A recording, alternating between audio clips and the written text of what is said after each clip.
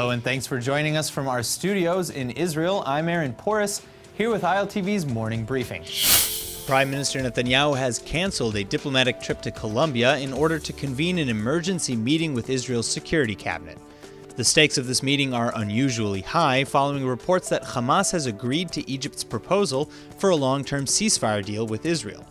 Details of this plan are still under wraps at the moment, but it would likely require Israel to ease its blockade of the Gaza Strip in exchange for an end to the incendiary kite attacks in the south.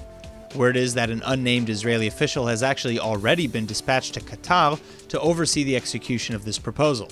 Egypt has reportedly agreed to permanently open its Rafah border crossing checkpoint to sweeten the deal for Hamas, but Hamas in turn would ultimately be required to hand over control of the Gaza Strip back to the Palestinian Authority's Fatah ruling party.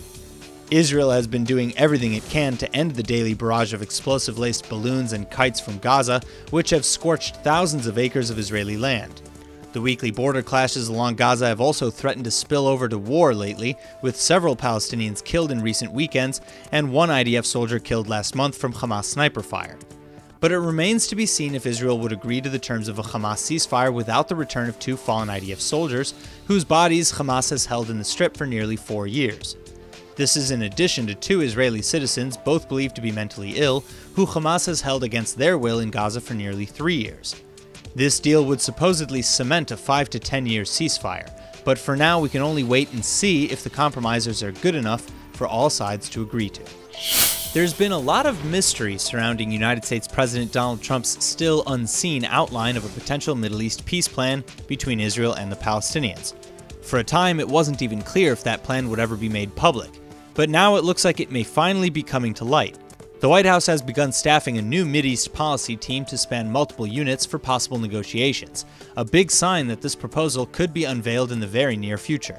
Trump campaigned on his promise to deliver the ultimate deal of Middle East peace, tasking his son-in-law Jared Kushner with the difficult task that has eluded past presidencies. But skepticism remains high that the Palestinians will be receptive at all, even to a good deal, following their outrage to several United States policy decisions over the last year. The rift first exploded following Trump's decision to recognize Jerusalem as Israel's capital and to relocate the U.S. embassy there accordingly. For Palestinians, this was widely seen as an end to America's role as an impartial negotiator in the peace process. The United States responded to this by cutting hundreds of millions of dollars to the UN's Palestinian Refugee Agency, UNRWA, prompting the Palestinians to all but sever ties with Washington completely. But even as recently as last June, Jared Kushner apparently pressured Jordan to shutter that agency altogether by eliminating the refugee status of nearly 2 million Palestinians living in Jordan. Unlike most refugee communities, the Palestinians enjoy something of a rare exception. Generations after their original expulsion from modern-day Israel, they're still recognized as legal refugees by the United Nations. While some say that this exception is necessary given the dire conditions of millions of Palestinians still suffering in refugee camps from their displacement, Jared Kushner allegedly argued the opposite, writing in an email that the UNRWA is corrupt, inefficient, and doesn't help peace.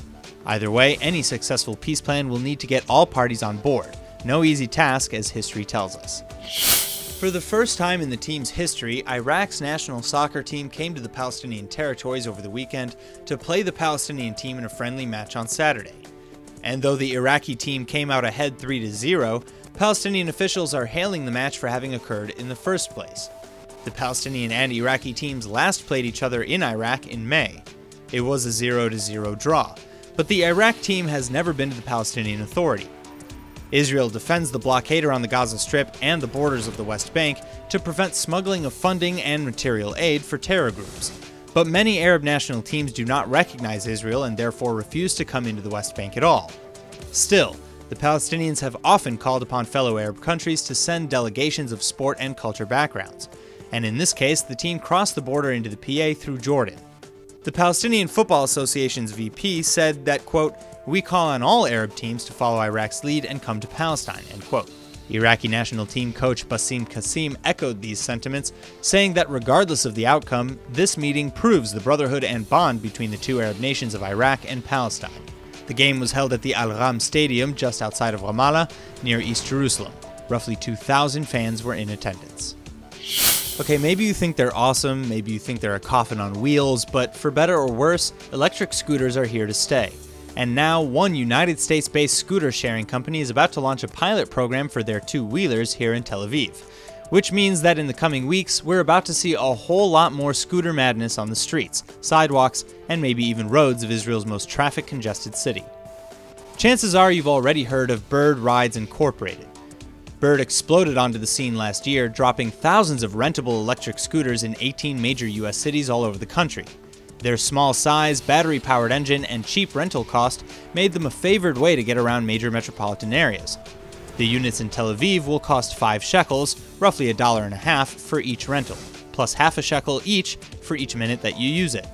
And the best part is, whenever you're done with it, or even if you're just taking a break, you can literally just park it anywhere. You just use an app to locate, lock, and unlock your vehicle when you're ready to ride.